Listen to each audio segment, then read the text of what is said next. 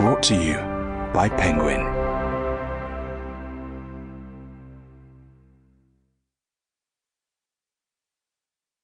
The Interpretation of Cats by Claude Béata. Read by Neil Gardner. Foreword. While written in an approachable style, this book by Claude Béata, a practicing veterinarian with a background in ethology, or the science of animal behaviour, raises interesting philosophical questions. In the time that cats have lived alongside us, their behaviours have evolved. They are still cats, of course. They can't stop hunting, lurking, and then pouncing gracefully on anything that moves. A cat is a cat, a fast, silent, and elegant predator that can rip apart with its small, sharp teeth an animal 3 times bigger than itself. But the mere fact that we all live in a world where technology is disrupting the alternating rhythms of work and rest, of hunting and peace, creates biological changes and behavioural problems in humans and animals alike. Old age is a product of civilization. In the wild, a cat may live for 3 or 4 years, but in an environment controlled by human technology, the very same genetic programming will allow it to live for between 15 and 20 years. Before the Neolithic era, between 8,000 and 10,000 years ago, skeletons show that Mr. and Mrs. Sapiens barely lived beyond the age of 30. Today, 1 in every 2 young girls will live to be 100, and their brothers close to 90.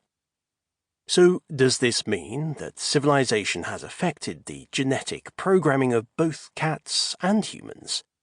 That the difference between humans and animals is more of an article of faith than a clinical observation?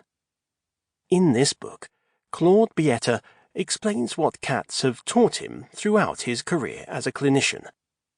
A kitten that is isolated, cut off from all contact, cannot become a cat. It needs an other to become itself, but when this other is absent or changed in some way, the kitten has difficulty developing. Whether impoverished or overstimulated, its brain is rendered dysfunctional by the different stimuli to which it is subjected, and the kitten is unable to mature behaviourally.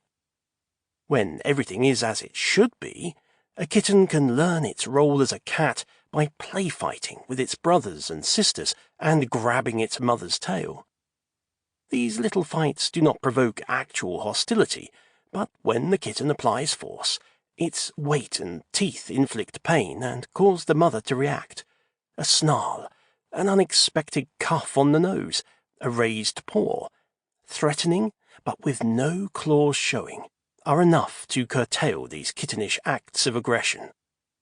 A feline that is bottle-fed by humans does not learn how to rein in this essential aggression, which means that it fails to learn the rituals of interaction.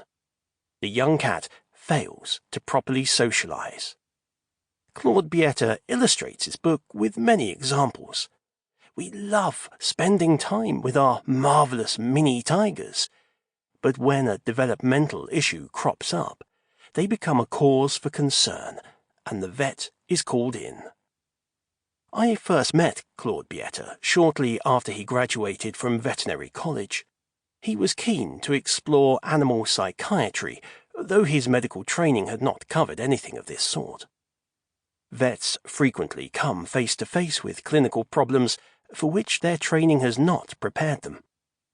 In France, in the early 1980s, there were only 2 books they could turn to. Increasingly, at that time, scientists were beginning to question whether humans really were above nature, with nothing in common with, and hence nothing to learn from, animals. The French philosopher and sociologist Edgar Morin proposed combining disciplines rather than setting them in opposition and preventing the sharing of knowledge. There was some attempt to adopt a Darwinian approach to understanding the mystery of the living world, but... Sample complete. Ready to continue?